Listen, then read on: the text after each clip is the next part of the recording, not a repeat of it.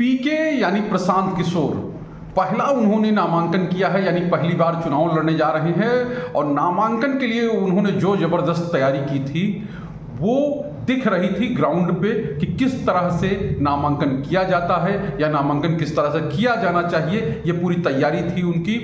बेटा साथ था, पत्नी भी आई, यानी जो लोग दूर रहते हैं उनको भी वो लेके आए थे। और दोनों नामांकन के दौरान अपने कहें कि प्रशांत किशोर के साथ उनका बेटा, यानी अपने पिता के साथ उनका बेटा मौजूद था, तो पत्नी भी मौजूद थी अपने पति के समर्थन के लिए। अब आप समझ सकते हैं। और इसके अलावा समर्थकों का हुजूम, चूंकि प्रशांत किशोर एक रणनीतिकार हैं, वो जानते हैं कि लोगों में कैसे माहौल बनाया जाता है, कैसे समा बांधा जाता है, कैसे चीज़ें आगे बढ़ाई जाती हैं। क्योंकि आपको नारा तो याद होगा ना, बिहार में बहार है, नीतीश कुमार है, प्रशांत किशोर और उनकी टीम का ही वो नारा था।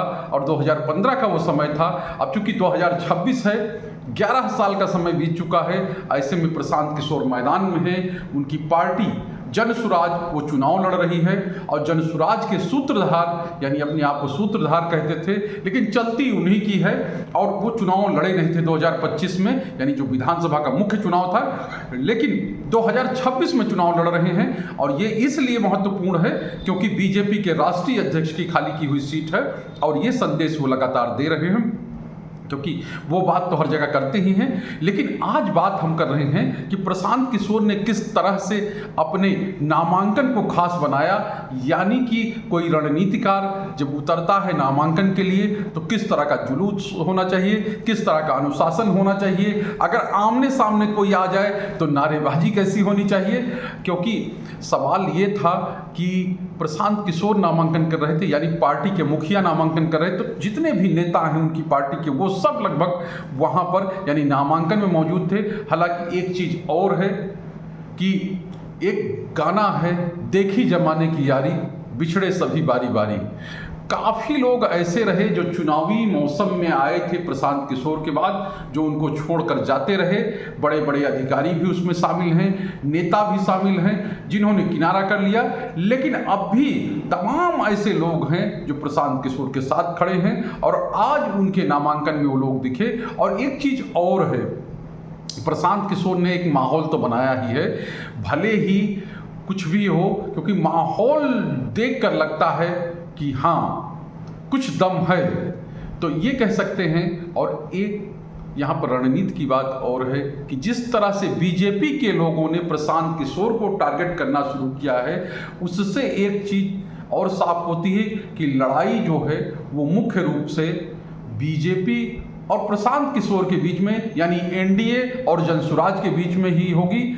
विपक्षी एकता हो नहीं पाई, वो एक अलग मुद्दा है। लेकिन आज जब दोनों जुलूस, यानी बीजेपी का और प्रशांत किशोर का जब जुलूस आमने सामने हुए, तो उसमें कह सकते हैं कि भारी तो प्रशांत किशोर के ही जो समर्थक थे वो पड़े। और नारेबाजी भी उन्होंने जम के की। एक समय तो ऐसा लग रहा था कि शायद कुछ ऐसी स्थिति बन जाएगी जो अच्छी नहीं होगी, लेकिन संयम भी उतना ही दिखाया, यानी संयमित भी रहे।